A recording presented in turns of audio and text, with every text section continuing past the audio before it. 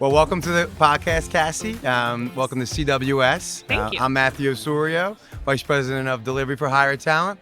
Let's kick it off and tell us a little about yourself and Sure. your journey here, how you got here in this space. Yeah, I've been with my current company for about 5 years, irhythm Technology. We're a medical device organization focused on cardiac rhythm detection and monitoring.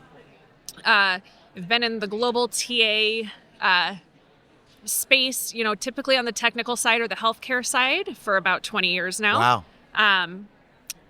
And just had the opportunity. I've just been tapped. They asked me to step in and build out a formal program for our contingent workforce. So we'll be a Gen 1 program here. Amazing. So this has been fantastic, right? Yeah. You get to come in and learn all about the new services, what technology is doing in the marketplace, how to automate, build efficiency, add value. Yeah. So all of that's really relevant right now for us. Amazing. What's most exciting right now? Obviously, being a Gen 1 program. Yeah. I know there's a lot of things that you're probably looking at. MSPs, technologies, suppliers, compliance. Tell me a little bit what's exciting you right now.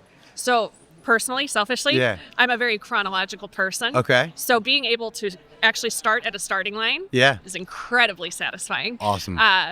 But more than that, understanding from 25 years in global TA and the human interaction side of that, what makes things easier, what simplifies, what makes it a good experience, both on that candidate side, on the business side, and then underlying with value. So for me, being able to start and build something, it's adding value every step of the way. Yeah. So selfishly, there's a dopamine hit in there for me and Yeah. my team, right? And a The few pats on staffing the dopamine, yeah. back. Never a bad thing. Yeah. But then understanding 5 years in a company, you understand what we do, right? You really have a grasp, and then you have ideas that start to form, and you build these relationships. Yeah. So the ideation behind it, 5 years in, is helping to accelerate and really create the value and the opportunities. And then you come here and you meet all of these vendors, right? And everybody's got their own little sparkle, their own little twist that is a value add and Yeah. a differentiator, right? Because none of us can do exactly the same thing as each other. Yeah. And so getting to marry that into and really discover what the potential is and starting to plan for phase 2 as we kick off phase 1 so that we can have that roadmap ahead of us. Amazing. That's awesome. So, Gen 1, you're just kicking this off. Tell us, what are the first steps of, building this for you and this program, and what are you looking to achieve out of this program? You make it sound really simple. First steps. I lead with foundation. Okay. Yeah, you can't build on sand, right? Yeah. So simplify, automate, and I identify very digestible paths, right? To get adoption, we cannot over-engineer. So I am starting with the basics. We are untangling the yarn as we speak. And then on the separate side of that, building a program, you have the internal components, the governance, the communication, the education. So we need a philosophy. When do you bring in contingent talent? Why do you bring them in? Yeah. How much should you be spending? What are the legal and regulatory parameters around that? How do we continue to be a best-in-class service by starting inside? Yeah. That's amazing. Now, medical device and new program. What are some of the biggest hurdles that you think you're going to face moving to this new solution, new marketplace for your quote unquote buyers? Yeah, there's always change management. Yeah. And there's in the contingent and staffing world, whether it's SOWs or a temp agency, right? Yeah. There is a benefit in the relationship. So putting formality behind relationships is sometimes your number one challenge, right? Because folks like to talk direct to the source, and I am the intermediary. Yeah. I am the police, depending on who you are. And so that's always going to be a challenge. I think from a more holistic perspective, it's understanding how all of this technology is going to, where we're going to be 12 months from now when you and I sit down, right? Yes. So things are happening so fast. So I'm let me just give a little shout out. I have the most fantastic resource on my team. His name is Harold. I love him dearly. Shout out Harold. Shout out to Harold. He gets it done. He has a desire to learn the TA space more fully. Yeah. Do I train him as a classic recruiter when knowing 12 months from now, that role is going to be a more brokered relationship point, account management more. correct. So, yeah. So it's also understanding how I can take all of this innovation back and prepare us for the future, Yeah. right? Do I need to take him through the classic 6-step workflow? You've got your funnel from application to hire. Mm-hmm. Or do I bring them along on the technology? And my experience here this week has been technology, right? Yeah. It's understanding how we can derive value and not have to recreate that wheel. Yeah. I think something I've heard here numerous times is like there's amazing technologies in this room right now and in our industry. Sure. But if you don't have the right person like Harold or yourself, it's like buying a Ferrari. You can't drive a stick shift. Exactly. It will not move from your driveway. It'll look very and you could pretty. break it. Yeah, it'll look very pretty. and yes, you could break it and kind of go backwards. So to your point, like over governance, no program adoption. Yeah.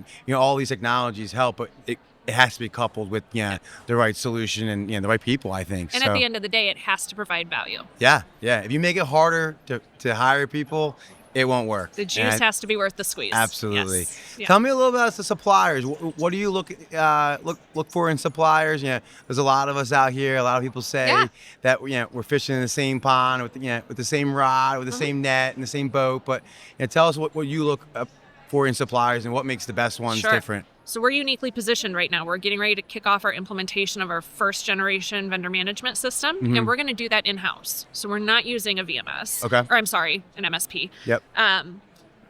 But that means I need partners. I don't need transactions. So we did an RFP last year to prepare for this. We went from like 34 vendors down to 4. Yeah. Right? That enables us to have an extension of our brand, have intimate knowledge of our people, our culture, our workings. So that when somebody comes in on it, whether it's a short-term assignment, a highly critical regulatory related initiative, they aren't coming in and going, oh, wait a minute, this isn't what I expected. I didn't understand that this is what this was, right? If the vendor understands and they're partnered with us and they understand and they have the same urgency that I have and we're operating in parallel. Yeah. That's a good experience. So for me, it's partners. I would love our vendors to feel like parts of the team, right? And for longevity, I don't want to invest in something for that to walk out the door. So we're looking for long-term partners who will also feed back to us. It's not a one-way communication channel and help us discover where we can add value. Yeah, I love that because there are some programs that we are in and we feel very much so as like second-rate citizens, Sure. right? And we can't talk to hiring managers and we have no communication. But I think it's awesome that you're really preaching that communication and partnership because that's truly how we win this, right? And and it's the same approach we take inside the business. I love right? that. So whether it's manufacturing, research and development, cybersecurity, you name it, those are my clients. And I interact with them in the same way I interact with our vendors because I'm brokering that relationship. I am the glue that's ensuring that value can be realized. So my team and I, right, which is why we're not going to start first gen with an MSP partner. It's going to be us kind of molding and shaping this, but also bringing the business along. Yeah. So how did you come to that conclusion that you weren't going to use an MSP, that you were just going to utilize technology and manage it in-house? Well, how did that, Probably not the, we'll just say it's a control thing in the beginning. Okay, gotcha. So self-serving, right? Yeah. Also, just because we're moving so quickly. Yeah. Whether it's the industry space, we touch AI as part of our service offering, but then also healthcare, patient safety, speed to diagnostics, things like that, where we can add value or improve upon something that already exists. That is enabling us. And so to do that, we have our internal core talent, right? We do what we do. We do it well. And then when we need to augment, we know where to go because we have trusted partnerships. So it is part of what we do. And I know the total talent comment has been the theme this year. But that's always been the focus, right? It's the delivery. It's the value to our patients, to our shareholders, to our board of directors and our executives to help enable them to push through to realize these gigantic goals, these lofty things, right? It's the one foot in front of the other. And if we can be part of that journey, that's where I can see contingent workforce taking shape in our organization. I love that. So you felt you'd have more ownership in the program if you manage the and more services. Opportunity to ideate. I identify where that value can come in, right? And understanding what I've supported these leaders now for 5 years. I have some time gathered intuition and knowledge from them, understanding where some preferences lie, some biases may lie. Yeah. But then also understanding where they'll get excited. And so there's a complete interpersonal component of this where you make friends with your partners, Yeah. right? Yeah. They become almost, you're selling internally, right? Yeah, we're talking every day. We're aligned. We're driving the same goal. Yeah, that's amazing. So last question, and I'll let you go. I know you're Sure. very busy, and we appreciate you sitting down with us. This has been fun. Yeah, tell us if someone was going to do the same thing you're going through, Yeah. going to be managing in-house but utilizing technology, what would be your advice to them? Network. It's all the interpersonal connections. I thought I knew why I was coming here this week. I had, 3 main objectives coming in, and that was blown out of the water in the first hour. So you start to discover, don't limit yourself. Network. Don't be the smartest person in the room. Yeah. Surround yourself with diversity. Learn from other industries. Learn, even if something's not marketed a certain way, discover how to use it. Meet your own needs. I love that. Well, thank you again for sitting with us. We appreciate it, pleasure. and it was some great insight. Thanks. Thanks again.